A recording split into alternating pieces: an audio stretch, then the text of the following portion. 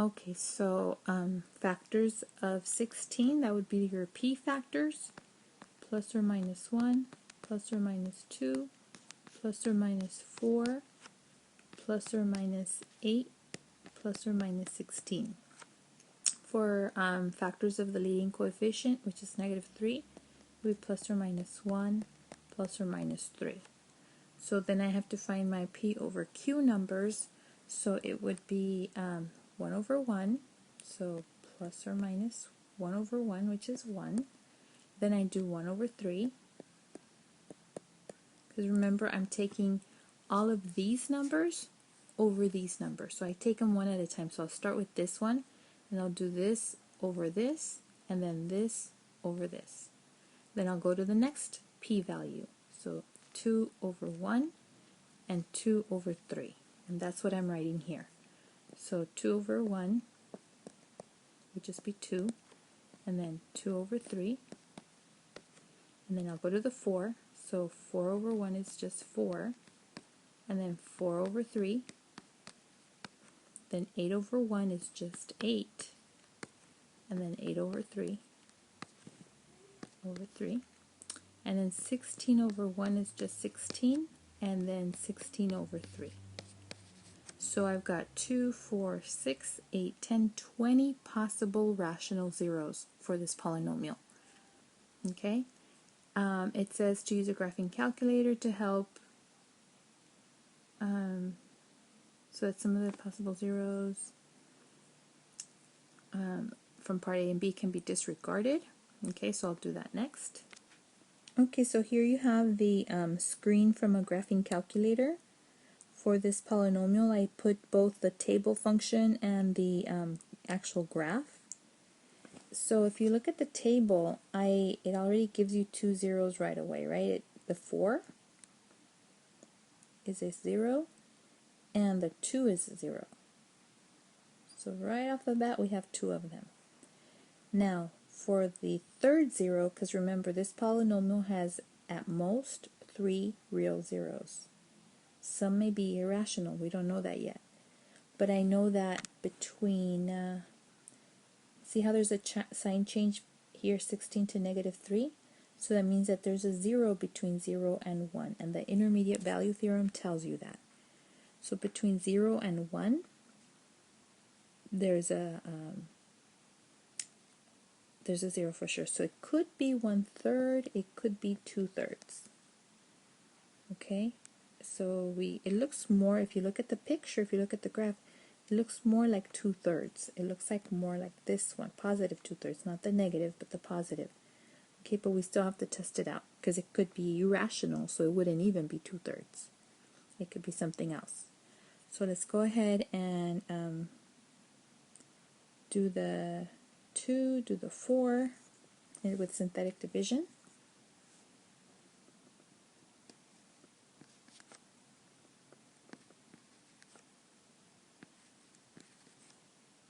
And by the way, I didn't, I should have showed you, but I did try doing the 2 by 2 because this is a 4-termed cubic function. You know, like on the previous problem, I did the 2 by 2 and it worked. It didn't work with this one, and I could show you later after I finish the problem. So you bring down the negative 3, negative 6, 14, 28, negative 8, negative 16. So now we have a quadratic, right? Negative 3 x squared plus 14x minus 8. But since I know the other 0 is 4, let me go ahead and do synthetic division with the 4.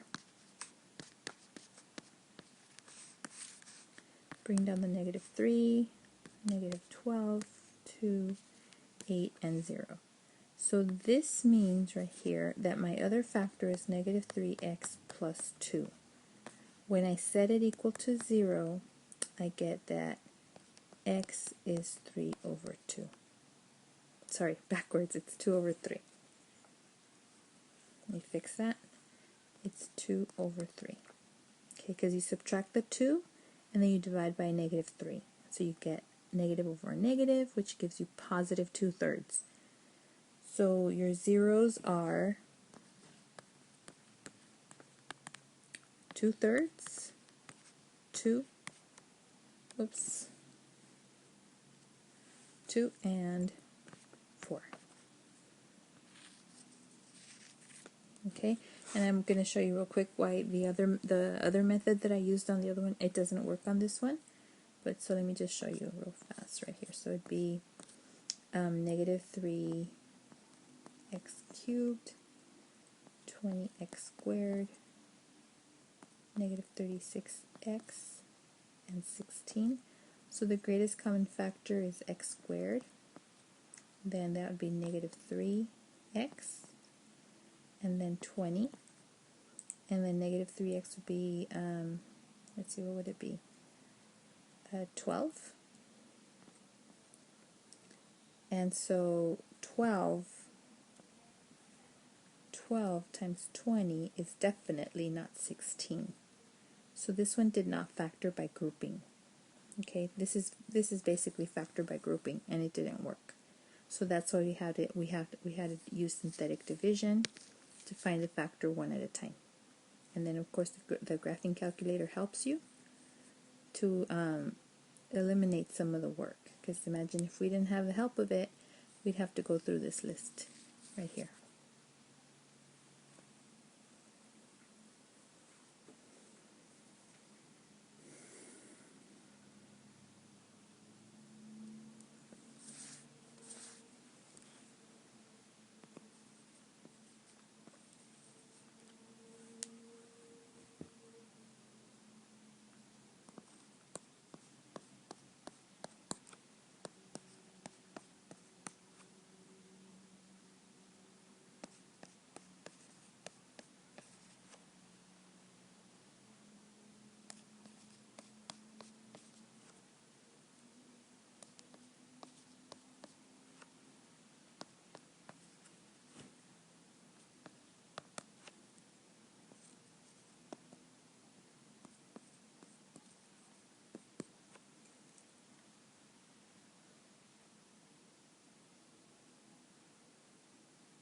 Okay, so for 69, I labeled the P and the Q already. So we're going to do the factors of 8 plus or minus 1 plus, oops. So plus or minus 1 plus or minus 2 plus or minus 4 and plus or minus 8.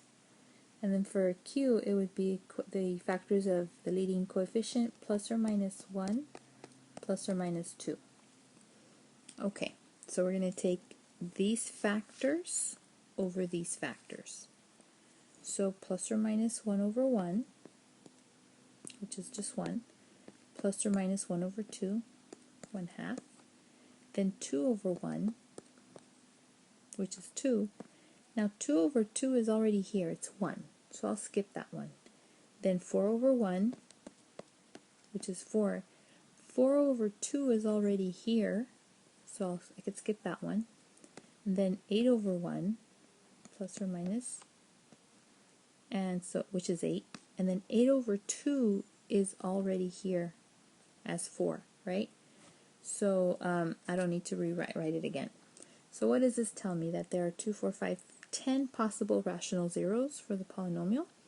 So I'm going to go ahead and bring up the table and the graph that I input on a graphing calculator.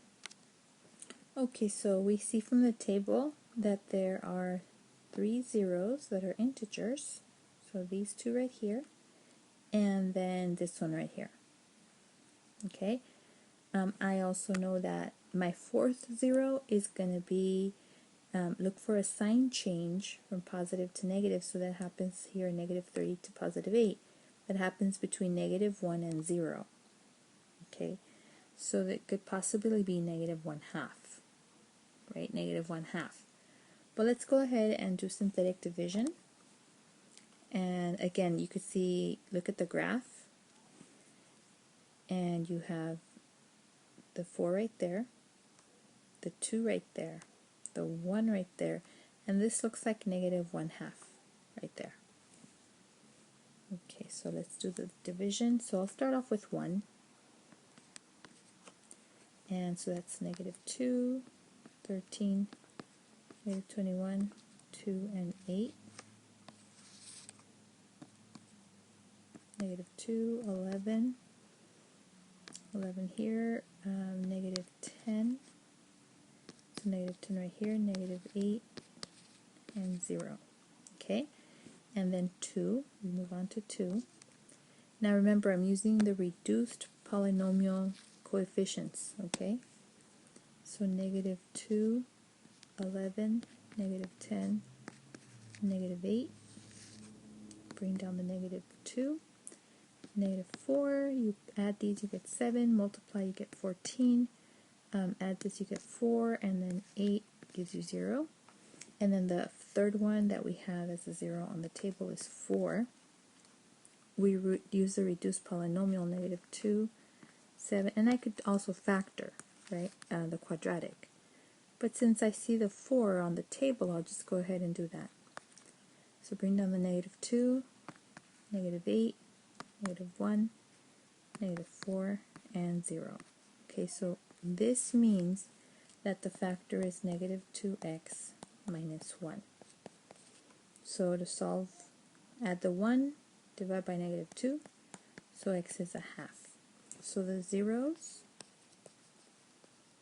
are a half, negative a half. Negative a half, 1, 2, and 4. Okay, so for this polynomial, the p-values would be plus or minus 1, plus or minus 2, plus or minus 4, and they're the same for q, because it's the same number, plus or minus 1, plus or minus 2, plus or minus 4. So my p over q will be 1 over 1, which is 1, 1 over 2, which is a half, 1 over 4, which is a 1/4, 2 over 1, which is 2. So now I'm going to this number and putting it over each of these. Now 2 over 2 is already there, it's 1. And 2 over 4 is already there, it's 1/2. So I can skip those two, I don't have to write them again. And then plus or minus 4 over 1, which is 4. Now 4 over 2 is 2, it's already on the list. And 4 over 4 is 1, it's already on the list. So that ends the list right there. So that means that there are 10 possible rational zeros for this polynomial. Now, looking at the structure of the polynomial, I noticed that this degree is twice as big as this one, and it's a trinomial. So I'm going to try to factor it first. Okay, like treat it like a quadratic. So 4 times 4, I'll put it here on the side. Oops. 4x to the 4th minus 17x squared plus 4. I'm going to multiply this as 16x to the 4th. Factors of 16 that add up to negative 17 are negative 1 x squared and negative 16x squared. So that works out pretty good. So this means that I'm going to make my 2 by 2. I'll put a 4 here, a negative 1 here, a negative 16, and a 4. Greatest common factor here is 1. 1 times 4, something times 1 is 4, that's 4. Something times 1 is negative 1. And then something times 4 is negative 16, that would be negative 4. And then you check, is negative 1 times negative 4 positive 4? Yes, it is, so this is factored correctly. Now, what does this mean? Remember, it's not 4x minus 1 because the power here is 4. So these here are x squares, right here. So when you interpret these two numbers right here, it's 4x squared minus 1. And then this would be x squared minus 4. Okay, so those two are difference of squares. So for the first one, it'd be 2x plus 1, 2x minus 1. Then x plus 2, x minus 2. Okay, so I did it